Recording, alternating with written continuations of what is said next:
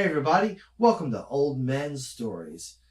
Roland Willits is the usual host and he's the originator of the show, but I'm Woodstok and I'm here filling in for him. And I'm here with... Woodstock! The crowd goes well. I'm here with Jaime Wayz, spelled W-A-Y-Z. You can find her on Facebook, you can Google her, and she's like everywhere. Everywhere, iTunes, Spotify. But the most important thing is she's right here, right now. I am. Before we get to the next song, tell us a little bit about your process. How do you write a song? How do you usually write a song? I mean, we do 100 different things, but typically.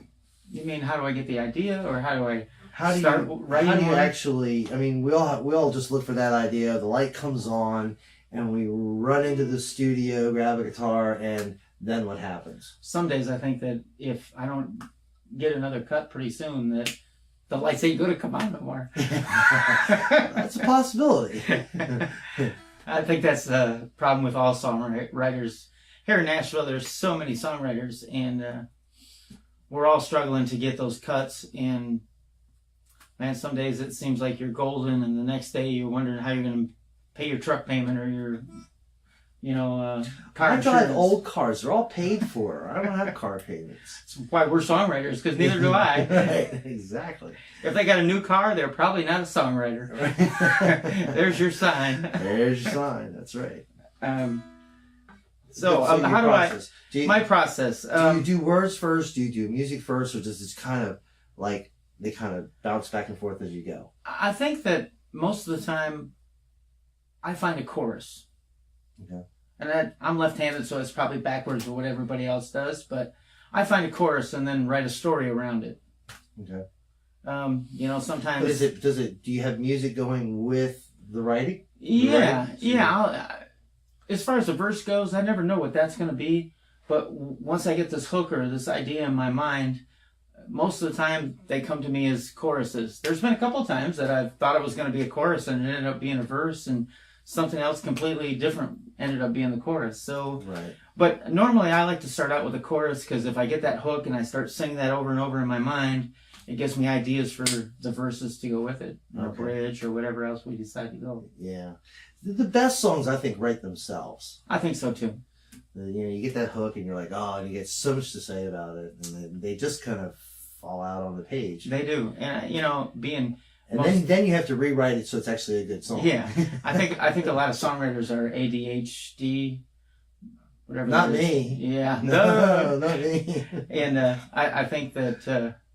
I don't know. There's some people, we've all written with people that can take weeks to write a song. But for me, usually it's a 2 to 3 hour process. Right. And I go in there, I got an idea for a song, and I start playing the chorus.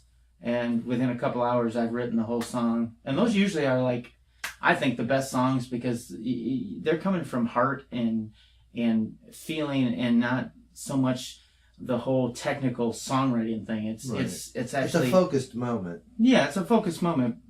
And you're really concentrating on that. Cool. One. And now, so tell us a little bit about this song. Cold Stone Sober. Cold Stone Sober. Not Cold Stoned Sober. No, Cold Stone Sober. Sober, right. I don't know a lot about that. Well, I don't either, to be honest. I remember Amy Kay used to live there with me, and we used to write songs together. And we were just sitting around talking one night, and Cold Stone Sober came out of one of us, and I don't even remember if it was me or her. But we sat down and wrote the song out in a couple hours, and it's a great country song, and every time I play it, people love it. So, but it's really about, again, I'm a crazy blonde girl, so I write about love and romance and booze, the three things I know best. So this song is about loving somebody, and how you'd think it's a drinking song, but it's really not. It's about love, and it's about, Cold Stone Sober, I'm not worth a damn, but you give me a drink, babe, and I'll make you a man. And so it's really about being in love with somebody, and not so much about Cold Stone, not so much about booze as it is about love. Okay. All right, great. Well, here we go, ladies and gentlemen. Cold Stone Sober on Old Men's Stories.